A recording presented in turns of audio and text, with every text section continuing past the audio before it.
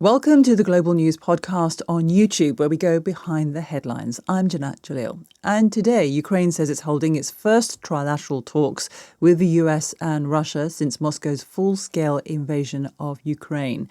Well, Wyre Davies has reported extensively from Ukraine, and he joins us now. So, Wyre, how significant is it that Russia is joining the US and Ukraine in Abu Dhabi for these talks? I think it is very significant. I don't think we're going to get too much out of it, but this is the first time that the two sides and the Americans will have sat down together. But Donald Trump has complained, I think with some justification, that he goes and sees the Ukrainians on their own. They talk about wanting peace. He goes to see the Russians on their own. They talk about the same thing, but he can never get the two sides together. And I think, to be fair to Donald Trump, getting both sides together is a sign of some progress, but that doesn't mean the talks are going to succeed because there's an awful lot of distance between their relative positions. Remember, towards the end of last year, the start of this year, the Ukrainian President Zelensky said there was a 90% chance of the 20-point peace plan succeeding. There was a lot of hope, certainly in official Ukrainian circles, that something could happen, but it all went quiet. The new year has come and gone. The war has continued. In fact, in many ways, it's intensified with the Russian attacks over Ukrainian cities. And the Ukrainian position, I think with some justification, has been that Russia's just not been interested in sitting around the table. So this 20-point peace plan that, of course, was hammered out at the Paris summit with the coalition of the willing and the Americans, and that, I think, is the basis for what we're going to see in Abu Dhabi. But details are scarce. As you say, Wyre, details are scarce, but we do know that one big key sticking point is the future of the Donbas region.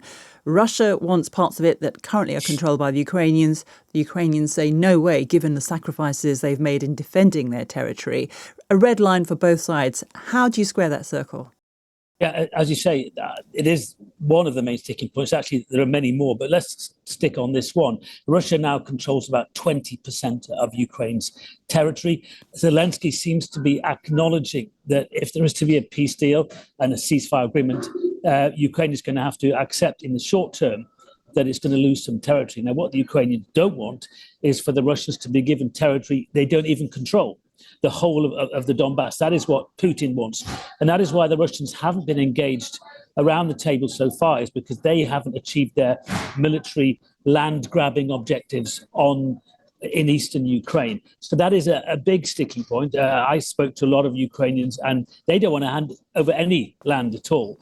But I think even the most pragmatic ones would really balk at having to give land that Russia doesn't even occupy to Russia. But again, this isn't the only sticking point. There are other things like the presence of foreign troops on Ukrainian soil, because one of the points in the post-Paris plan is for a multinational force made up probably mainly of British and French troops to help keep the peace. Well, Vladimir Putin said that's not acceptable. In fact, he said he would regard them as legitimate targets. So I think any sense of foreign troops being brought in to police or maintain some sort of ceasefire is another big sticking point. And the other one, of course, a vital one for the Ukrainians, is that they have these guarantees of course, it's not a member of NATO. So Zelensky wants security guarantees, that if in the event of a ceasefire, Russia then at some point in the future invades other parts of Ukraine, that the Americans and NATO allies would come to Ukraine's aid.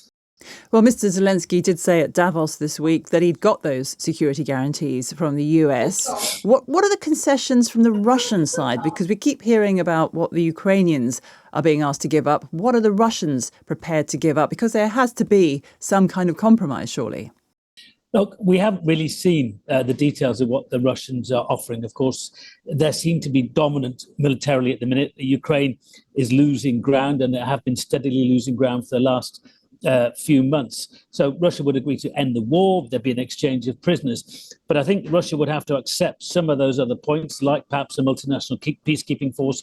It would have to accept that Ukraine is going to get these security guarantees. But we've not really seen from the Russian side many details, because they haven't been engaged internationally yet. Of course, one important point I think that balks Ukraine a little bit is that the American delegations have been to Russia many times.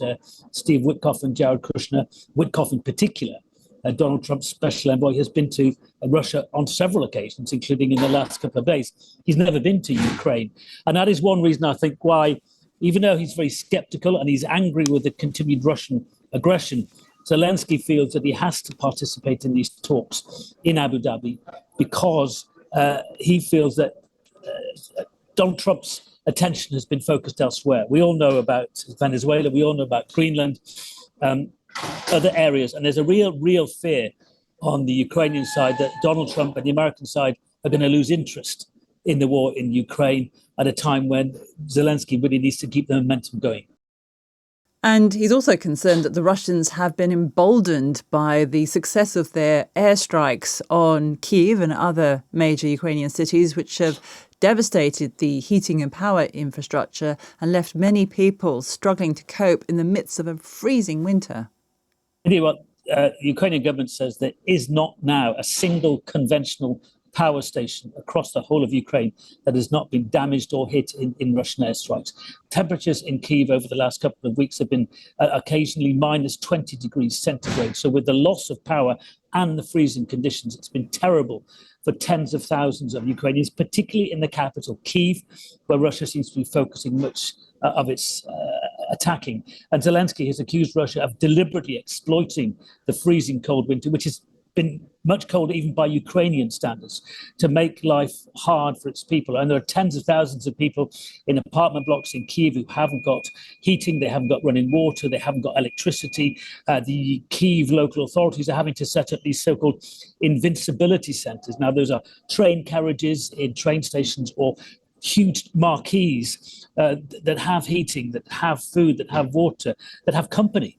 Because, a lot of kids at the minute can't go to school because the schools are closed because there's no heating. So it is a really difficult situation. The mayor of Kyiv, Vitaly Klitschko, has actually encouraged people to leave the capital if they can. And it's reported that in the last few days, at least 600,000 people have left the Ukrainian capital, albeit temporarily. Well, given all that, when you speak to Ukrainians on the ground there, when you're reporting from Kyiv, what do they say about the prospects of making peace with Russia? Do they trust Vladimir Putin? Do they trust Donald Trump? The animosity is absolutely huge. And it goes to, look, we've nearly had 4 years of war now. Thousands of Ukrainians have been killed. Many more Russians have been killed. But most Ukrainians I speak to don't want to make these big concessions to Russia. They don't want to give up their land in the east for peace. And they certainly don't trust Vladimir Putin, especially in the long term. The big fear for most Ukrainians is if there's a peace deal now, if there's a ceasefire, and if Russia gets some of that land in the east, what happens in 4 or 5 years' time? And it's not just Ukraine, the Baltic republics, in Poland, in other eastern countries, that they're very worried about Vladimir Putin's sort of belligerent intentions. And no Ukrainians I speak to speak positively about Putin or can see his point of view. Donald Trump's a different thing, I think. President Zelensky knows he has to keep on the right side of Donald Trump. And that's, I think, why we saw Zelensky slightly critical of European leaders in the last couple of days. I don't think he did that because he's angry with European leaders. I mean, they're his best allies. But I think he's echoing some of Donald Trump's points because he knows that he has to curry favor with Donald Trump. And that is why he's gone to this meeting in Abu Dhabi. And that is why he turns up and speaks to Trump whenever he can, because he has to keep Donald Trump's interests. Wyre, thank you. That was Wyre Davies. And if you liked this episode, please subscribe to us here on YouTube. And if you'd like us to cover any other stories, please leave a comment below. And if you want to hear more international news, you can always download our global news podcast from wherever you get your podcasts.